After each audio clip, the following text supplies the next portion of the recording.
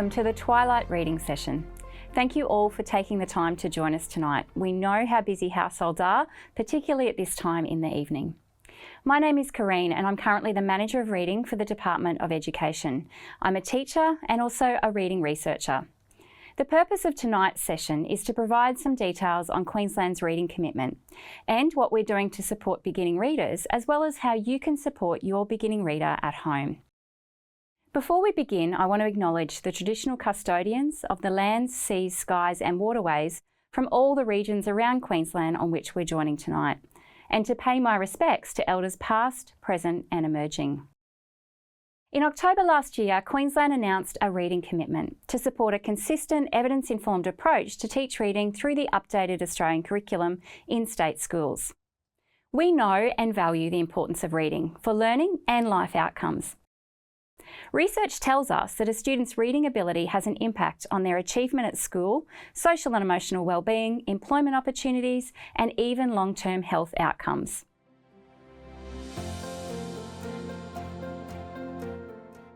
In Queensland state schools, we implement the Australian curriculum as written, which means it guides what's taught in each year level, and this includes the teaching of reading, which occurs mostly in English, but also across all other learning areas and subjects.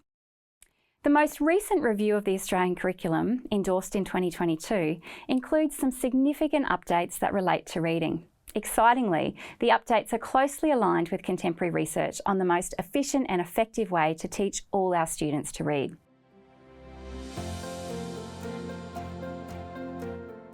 The most significant changes in the early years include a strengthened focus on phonics and beginning readers using decodable text when they learn to read words. At the same time, we read rich, authentic curriculum texts to our students, including things like stories and information texts. In the updated curriculum, students are taught to read by using individual letter-sound correspondences. This means we teach students the sounds represented by a letter or letter combinations and how to blend these individual sounds together to read words. For spelling, we teach students to segment words into individual sounds. As we can see in the examples, we would teach students to read frog by blending the sounds represented by the letters F, R, O and G. Learning whole words by visual memory is no longer in our curriculum. Instead, we teach students to pay attention to the letters and sounds they represent in words. This helps students to read new and unfamiliar words. Beyond the early years, other key changes in the updated Australian curriculum for reading include a revised definition of reading and a consistent achievement standard aspect in English from prep all the way through to Year 10 that students read, view and comprehend text. This signals the importance of teaching reading throughout all phases of school. Tonight, though, our focus will primarily be on beginning readers.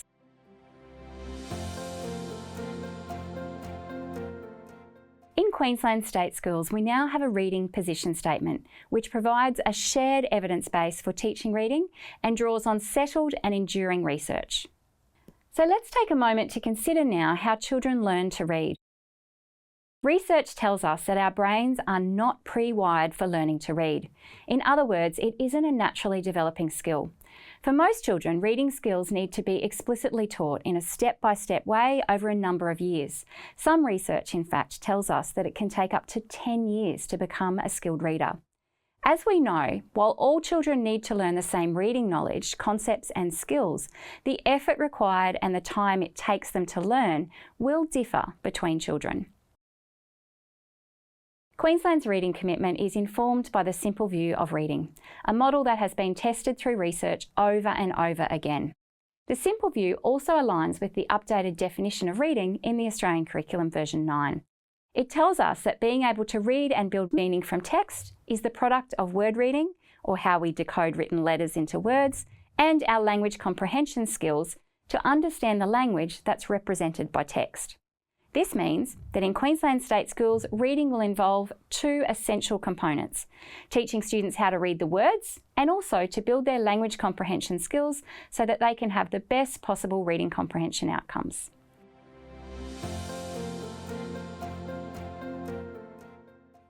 For word reading and spelling, students are taught phonemic awareness and phonic knowledge. This means we teach them to blend, segment and manipulate individual speech sounds in words, and to understand the relationship between approximately 44 speech sounds and the 26 written letters of Standard Australian English. As outlined by the Australian curriculum, we teach students the most common letter sound correspondences first and begin reading simple words with single syllables. Let's take a closer look at the concepts that are taught to beginning readers as they learn to read words. Phonological awareness and particularly phonemic awareness are foundational skills that are necessary for reading success. Phonemic awareness involves noticing, thinking about and intentionally manipulating the individual sounds in spoken words and syllables. When teaching students to read, we explicitly teach the phonemic awareness skills of blending or bringing sounds together to build words, segmenting to pull apart the word into its sounds, and manipulating, that is, adding or deleting sounds in words.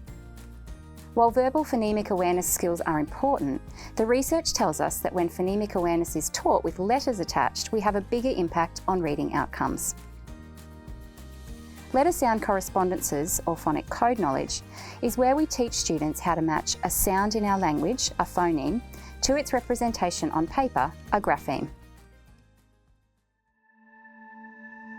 Once students have been taught letter sound correspondences and how to blend sounds to read words, we provide lots of opportunities for them to practice reading with decodable texts.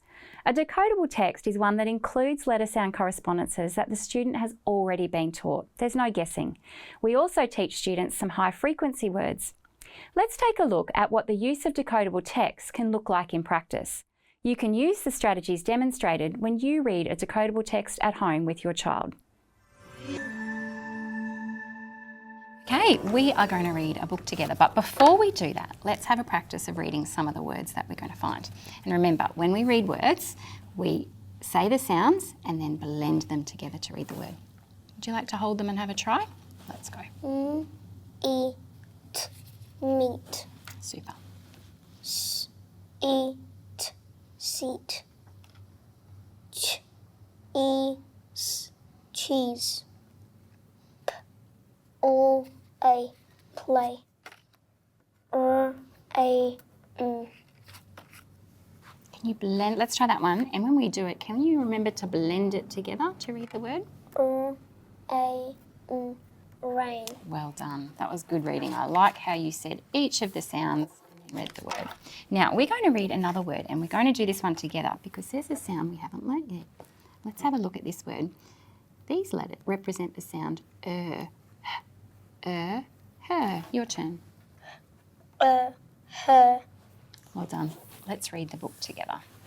Meet my cat. Her name is Kitty. She is fluffy. She looks friendly, doesn't she? Kitty likes to sleep on her side in the sun. She loves to take a seat and eat. Kitty likes eating cat food and lots of cheese. Kitty is keen to play with me on green grass. Oh, I think we might have missed a word. Let's try going from here. Me on the green grass. The purpose of decodable texts is to practice and apply phonic code knowledge and phonemic awareness skills to decode or read words in connected text. Providing feedback is an important step in this process. Remember, when learning to read, that the main reading strategy we use is to look at the word, say the sounds, blend them together, and read the word. So how might you support word reading at home? As our reading commitment embeds and all schools begin to implement the updated curriculum in 2025, you may notice some changes in your child's home reading. Previously, homework may have included reading predictable texts that mostly contain high-frequency words and repetitive language patterns, and students practicing reading strategies such as looking at the picture or using context to read words.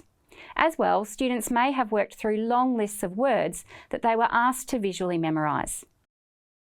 As we move to implementing the updated curriculum, homework may shift to include practicing reading using decodable texts, with students always encouraged to decode the words or say the sounds and read the word.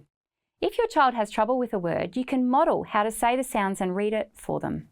In practice, this can look like: if the student has trouble sounding the word out, model each of the sounds in the word. Can you read this word for me?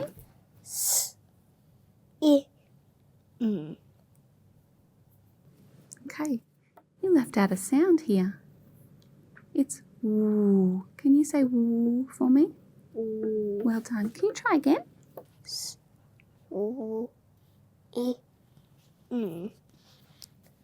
Swim. What's the word? Swim. Well done. For beginning readers, at the same time as teaching word reading, we also build their language comprehension. We do this by reading rich, authentic curriculum texts to our students, with lots of discussion and talking about text. Because text contains more complex language than day-to-day speech, shared reading builds students' background knowledge, vocabulary, knowledge of grammar and syntax, text structure, inferencing, and comprehension monitoring. So how can you support beginning readers develop language comprehension? Well, by sharing different texts in different ways, including reading, viewing, and listening to a wide range of texts. Audiobooks in the car are a great example of this. They're a great way to pass travel time, chat about text, and build language skills. Many local libraries now have facilities for you to borrow audiobooks to share with your child. Read aloud to your child, even long after they're an independent reader. A shared novel is a great way to spend quality time, develop a shared interest, and build language skills. We can also talk about reading. Prompt your child to think about words, sentences, and text, and discuss your thinking with them as well. At a whole class level, shared reading involves the teacher reading to the students with lots of back and forward discussion. At home, in a one-on-one setting, shared reading can look like this. Now this book is called Funky Chicken, Chooks in Space.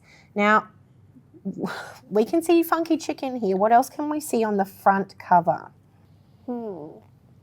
This tire? Oh, it's a tyre. What do you think Funky Chicken is using that for?